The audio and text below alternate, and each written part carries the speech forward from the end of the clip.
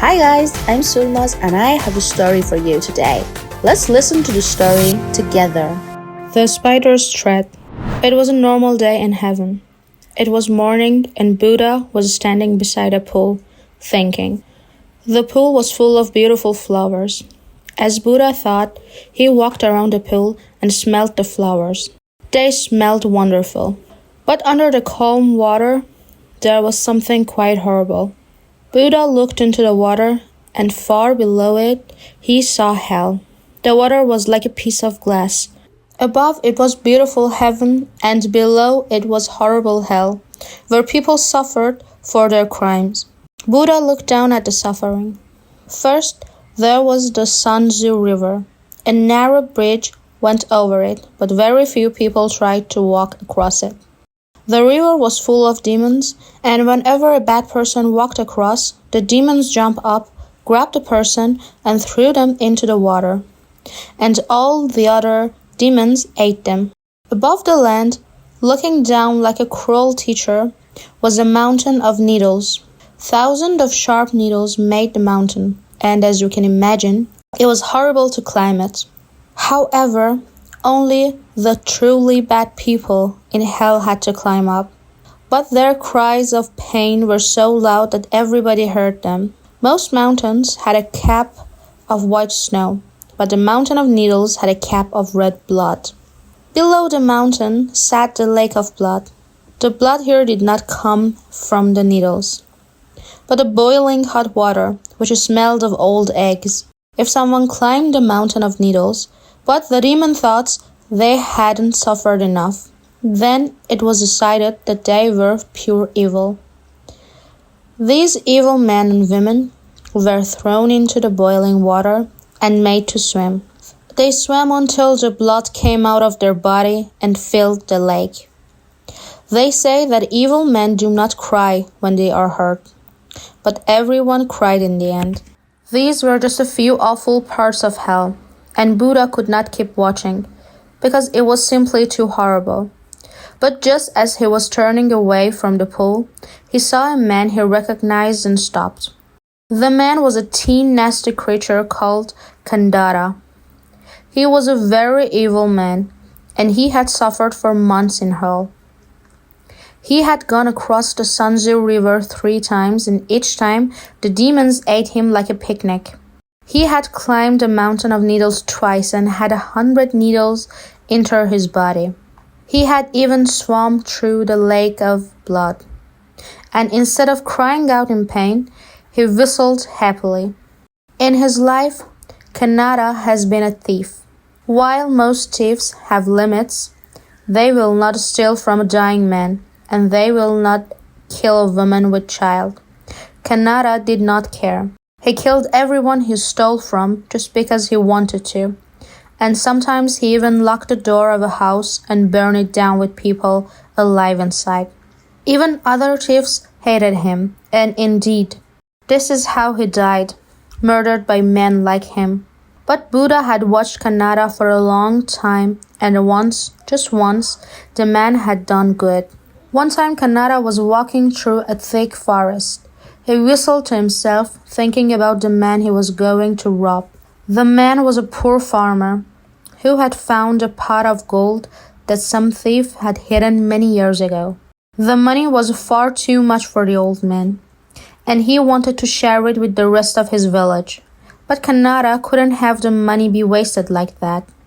So he was going to steal the gold, and hopefully, if the man was around, he could kill him as well. As he walked, he felt something on his foot. He looked down and saw a spider crawling along his toes. Gah! Cried Kannada. He shook his foot and the spider fell off. Just as he was about to step on it, he stopped. One old man is going to die today. Why should a little spider die too? Everything has a reason to live. Though, usually that reason is to make money from me. Of course, the spider did not listen to Kannada's words and ran away before the man could hurt him. Kannada soon forgot about the spider. Buddha remembered this event and wondered if Kannada was truly evil. A truly evil man would never save a life. and would never do good. But if there was even a tiny piece of goodness in Kannada, then perhaps he could be saved. Next to the pool of flowers in heaven, a green spider was crawling. This was no ordinary spider. While ordinary spiders made weak, white threads, this spider made golden threads that was stronger than anything on earth. The golden threads shone in the light, while the spider crawled along as normal. Buddha pulled the golden thread away from the spider and dropped it into the water. It fell down to hell. In hell, the demons were discussing what to do with Kannada. He hadn't cried out once during all the suffering, and he had even laughed sometimes. Clearly, this was a truly evil man, and they needed to treat him in a special way. "Hey, are you going to give me something to do?" said Kannada. "I'm bored. Why don't you let me kill some of these people?" "Oh, shut up," said one of the demons and threw Kannada into the lake of blood. So Kannada went for a swim and whistled to him. Then he saw something bright in the sky. At first, he thought it was just a mountain of needles shining in the light. But when he looked harder, he saw that it was gold. He couldn't believe it. A long gold thread was slowly coming down from the sky. He looked around. Nobody else had noticed it because they were suffering too much, and the demons were busy discussing Kannada's suffering. Well, he wasn't going to let this opportunity go. His chance to escape hell had come down like a present. Kannada quietly climbed out of the lake and walked up to the golden thread. It was very thin, and he thought there was no way it could hold him. But then he pulled on it, and it didn't break. So Kannada started to climb. The thread stuck to his hand, and he had always been a strong climber. He had climbed into hundreds of people's houses to steal from them. Still, there were thousands of miles between heaven and hell, and he would get tired. A few hours later, Kannada stopped for a break. He looked down to see how far he had climbed, and also to laugh at the demon below. The mountain of needles and lake of blood looked so small now, and the demons and people were just ants. Suddenly, he felt something pulling on the thread. He looked down and saw that lots of small ants had started to climb the thread. His thread. The thread was thin, and although it could hold him, it would probably break if everyone climbed up it. Didn't those people realize how selfish they were being? They'd all end up falling into the lake of blood. Kannada shot at people below. "Hey, you miserable creatures. This here is my golden thread.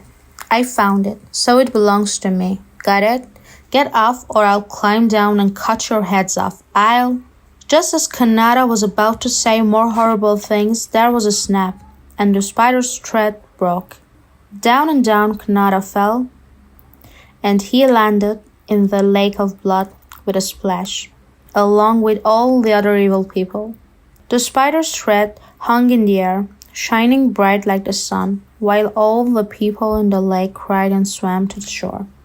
"I don't believe it," roared Kannada. "I was so close. I'll get you all. I'll..." "Oh no, you won't," said one of the demons. A group of demons pulled Kannada out of the water. "We've decided how we're going to make you suffer," said one of them. "And this time you'll really cry." "I've already suffered enough," shouted Kannada. But they didn't listen to him and carried him to a dark cave. Inside the cave, there was a spider that was 10 meters tall. "Meet your new friend," said the demon. "Oh," said Kannada.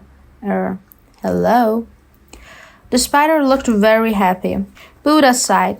He had given Kannada a chance to save himself and many others, but the selfish man had shown that he would always be evil. For a while, Buddha watched Kannada and the spider, but it was too horrible and he walked away from the pool. It was a normal day in heaven. The flowers in the pool smelled beautiful, and beside it, a green spider crawled along, making its golden thread.